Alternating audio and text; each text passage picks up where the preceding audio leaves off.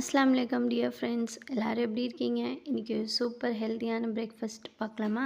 Kerala style புட்டு, கொல்லா புட்டு சொல்லுவோம்ல, அது அரிசி மாவில் பண்ணுறது.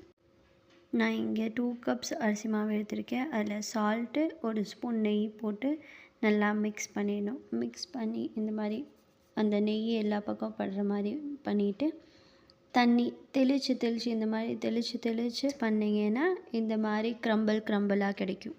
ஒரே இடத்துல நிறைய தண்ணி ஊற்றிடாதீங்க, அப்புறம் நிறைய பெரிய கட்டி ஆகிடும். இது இந்த மாதிரி க்ரம்ஸாகவே வச்சு அப்படியே கொஞ்ச நேரம் ரெஸ்ட் பண்ணிடுங்க, 5 to 10 minutes. இது இன்னுமே சின்னதாக வேணும்னா நீங்கள் மிக்சியில் போட்டு பல்ஸ் மோடில் ஒரு 2 times பண்ணிங்கன்னா சூப்பர் சாஃப்டாக இன்னும் இருக்கும். அது 5 minutes ஊறக்குள்ளே நம்ம இங்கே தேங்காய் பூ சருவிடலாம். ஒரு தேங்காய் எடுத்திருக்கேன், அதை ஃபுல்லாக எடுத்து இந்த மாதிரி கோர்ஸாக கிரைண்ட் பண்ணி தேங்காய் பூ மாதிரி கொரன்னு அரைச்சிட்டு எடுத்து வச்சுக்கோங்க. இதுதான் கொல்லா புட்டு வேசல். இதில் போட்டு தண்ணி நான் அடுப்பில் வச்சுட்டு கொதிக்க வைக்கிறதுக்கு. அப்புறம் ஃபஸ்ட்டு லேயர் தேங்காய் போடணும். 2 ஸ்பூன் தேங்காய், அப்புறம் 4 ஸ்பூன் மாவு போட்டேன்.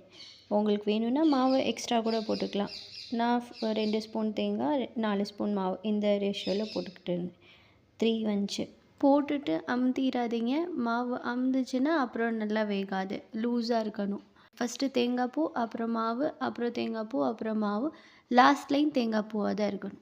நல்லா தண்ணி கொதிச்சதுக்கப்புறம் வச்சிங்கன்னா இந்த மாதிரி மேலே ஆவி வரும். ஸ்டீம் மேலே வந்துச்சுன்னா நல்லா வெந்துருச்சுன்னு அர்த்தம். எடுத்திங்கன்னா சூப்பராக வந்திருக்கும்.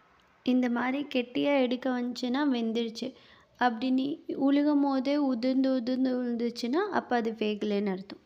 பாருங்கள் எவ்வளோ சூப்பராக தனித்தனியாக அழகாக வந்துருச்சு. நான் இது கூட இப்போ வாழைப்பழம், நாட்டு சர்க்கரை, நெய் ஊற்றி சாப்பிட போகிறேன். சூப்பராக இருக்கும்.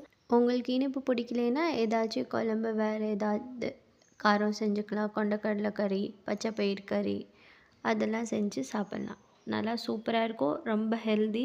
நிறைய பேர் இது செய்வீங்கன்னு நினைக்கிறேன். ரெசிபி பார்த்து செஞ்சிங்கன்னா கண்டிப்பாக எனக்கு கமெண்ட்டில் சொல்லுங்கள். எனக்கு ரொம்பவே மோட்டிவேட்டாக ஹாப்பியாக இருக்கும். இதே மாதிரி நெக்ஸ்ட்டு யூஸ்ஃபுல்லான வீடியோவில் பார்க்குறேன்.